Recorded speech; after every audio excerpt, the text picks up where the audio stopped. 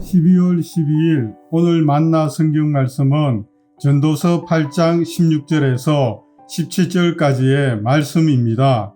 내가 마음을 다하여 지혜를 알고자 하며 세상에서 행해지는 일을 보았는데 밤낮으로 자지 못하는 자도 있도다. 또 내가 하나님의 모든 행사를 살펴보니 해 아래에서 행해지는 일을 사람이 능히 알아낼 수 없도다. 사람이 아무리 애써 알아보려고 할지라도 능히 알지 못하나니 비록 지혜자가 아노라 할지라도 능히 알아내지 못하리로다. 아멘. 오늘 만나러 만나주시는 하나님을 기대합니다. 전도서는 악인이 형통하고 의인이 도리어 고통받는 현상에 대해 그 원인을 다 파악할 수 없다고 고백합니다. 죄인에 대한 징벌은 지연되고 있을 뿐만 아니라 오히려 아무 문제도 없이 오래 살고 있는 것을 도무지 이해할 수 없다는 것도 인정합니다. 하나님의 섭리는 우둔한 인간의 머리로는 다 알아차릴 수 없는 것입니다. 신앙생활하면서 많은 답을 발견한 것은 사실입니다. 그럼에도 불구하고 우리의 삶 속에서 발생하는 모든 일을 설명해주는 정확한 공식이 없다는 것을 알아갑니다. 인과응보와 같은 원리가 늘 작동하는 것만은 아니라는 혼란스러운 현실 안에서 여전히 하나님의 주권을 인정한다는 게 얼마나 힘든지 모릅니다.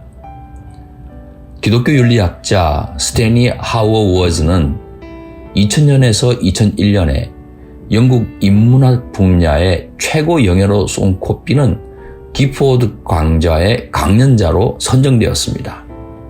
2001년 타임지 역시 미국 최고의 신학자로 호평한 석학입니다. 그러나 그의 가정은 행복하지 않았습니다. 아내 앤은 조울증으로 고통을 받았습니다. 분노를 터뜨릴 때마다 모든 것을 남편 탓으로 돌렸습니다. 자기 스스로를 학대할 뿐만 아니라 주변 사람들을 힘들게 하다가 끝내 이혼을 요구했습니다. 이후 극단적 선택을 시도한 뒤 결국 울혈성 심부전으로 생을 마감했습니다. 고통은 우리의 죄 때문에 하나님께서 내린 징계일 수 있습니다.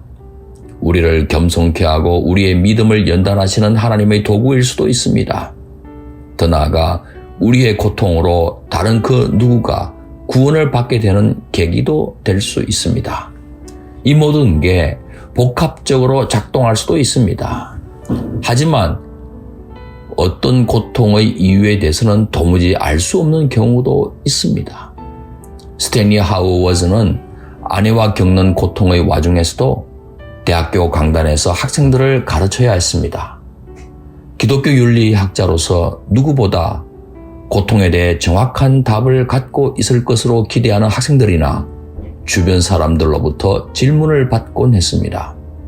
스탠리 하워워즈는 그의 책 한나의 아이에서 고통에 대해 다음과 같이 말합니다. 사람들은 내가 그런 질문에 답할 수 있을 거라고 생각한다. 그러나 나는 그런 질문에 어떻게 대답해야 할지 모른다.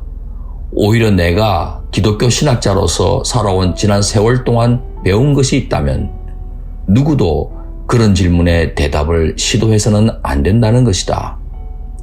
내가 볼 때 그리스도인으로 사는 것은 답 없이 사는 법을 배우는 과정이다. 이렇게 사는 법을 배울 때 그리스도인으로 사는 것은 너무나 멋진 일이 된다. 신앙은 답을 모른 채 계속 나아가는 법을 배우는 일이다. 답을 모른 채 계속 나아간다는 것은 믿음으로 걸어간다는 뜻입니다. 고통의 원인이나 처방을 우리가 어떻게 다 이해하겠습니까? 하지만 하나님께서는 우리를 여전히 사랑하신다는 것을 믿으며 걸어가는 게 신앙이라는 겁니다. 사랑하는 성도 여러분, 청천벽력 같은 순간에도 십자가에 달리신 예수님을 바라보십시다. 십자가야말로 이 세상 논리로 설명할 수 없는 하나님의 신비 아닙니까? 우리가 죄인 되었을 때도 하나님께서는 우리를 향한 당신의 사랑을 확증해 주셨기 때문입니다. 우리의 미래도 분명히 전능하신 하나님의 사랑 가운데 있습니다. 사랑의 하나님께서 모든 것을 합력하여 선을 이루어 주실 것을 믿으며 뚜벅뚜벅 걸어가십시다. 기도하겠습니다. 인간의 생사화복을 주관하시는 우리 하나님, 우리에게 닥친 모든 일들을 도무지 이해할 수 없을 때도 십자가에 달리신 예수님 바라보며 하나님의 사랑을 굳게 믿겠습니다. 합력하여 선을 이루어 주옵소서. 예수님 귀하신 이름으로 기도합니다. 아멘.